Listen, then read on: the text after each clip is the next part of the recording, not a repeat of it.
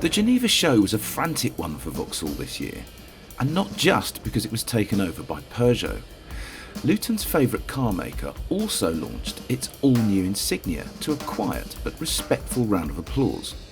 And the very next day, they threw us the keys to a top-spec example, the Grand Sport Elite, with a 257 bhp, 2-litre turbocharged engine, 4-wheel drive, and a price tag just shy of 28 grand.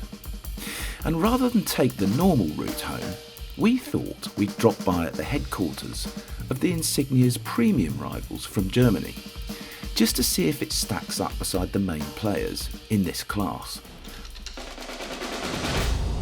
Our first destination is Munich, which is a mere 598 kilometres away from Geneva, so quite a road trip. And unfortunately Swiss motorways ain't that fast, but off we go.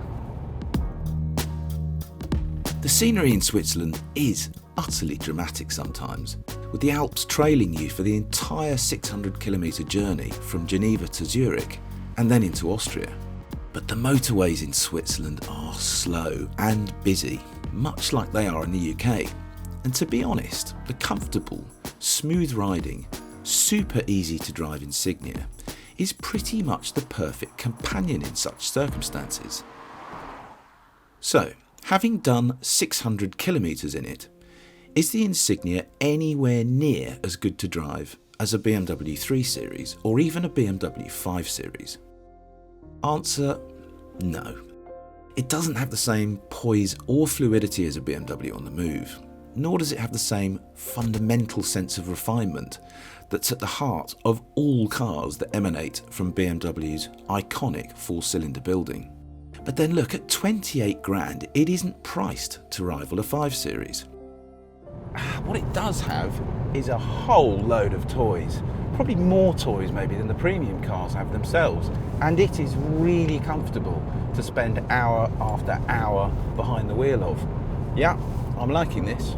So although it's a close but no cigar moment for the Insignia beside a BMW, you can't argue it puts up a pretty good fight. Next question then, does the Insignia's quality, and specifically its interior quality, stand up to the best in the business, namely Audi? Again, I'm afraid the answer is no, because look, no one builds production car interiors as well as Audi nowadays. But as at BMW, the Insignia is far from disgraced in this respect. Its cabin is well made, the layout is clean and reasonably attractive, the controls intuitive to use.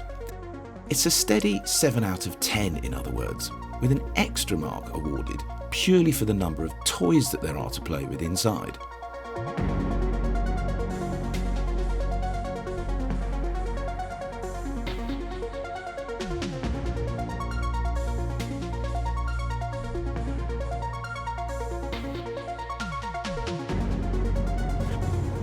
So Germany might be rather grey and miserable, and a place that, frankly, it's actually going to be rather nice to get out of. But there is one marvellous thing about Germany, and that is the Autobahn.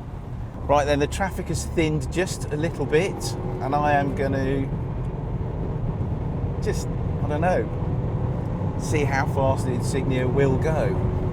I don't think we'll get a full max out of it, because it is still quite busy, but that's 190 kilometres per hour. Pretty chilled for 130, 135-ish. It's very refined, this thing on the move. So our last and final stop on the way back to the UK is, of course, Mercedes. Probably the toughest nut of all to crack in terms of overall status. And you can probably guess the answer by now.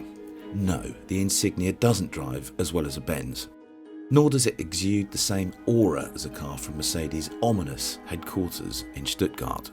Given a straight choice between the two, with no financial caveats to bear in mind, you would actually be quite mad to go for the Vauxhall.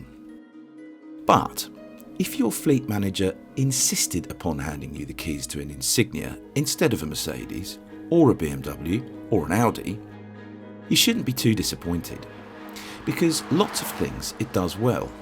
Some things it does brilliantly, and in no areas is it genuinely poor. Even if its fuel consumption on our 1400-mile journey was a little bit rubbish at just 21.5 mpg average. Connecting to OnStar. OnStar is speaking with me, and how can I help you today? Hello, yes, pleasant man in the roof. Could you please direct me to the Channel Tunnel because I would like to go home? With my pleasure, sir. Channel Tunnel.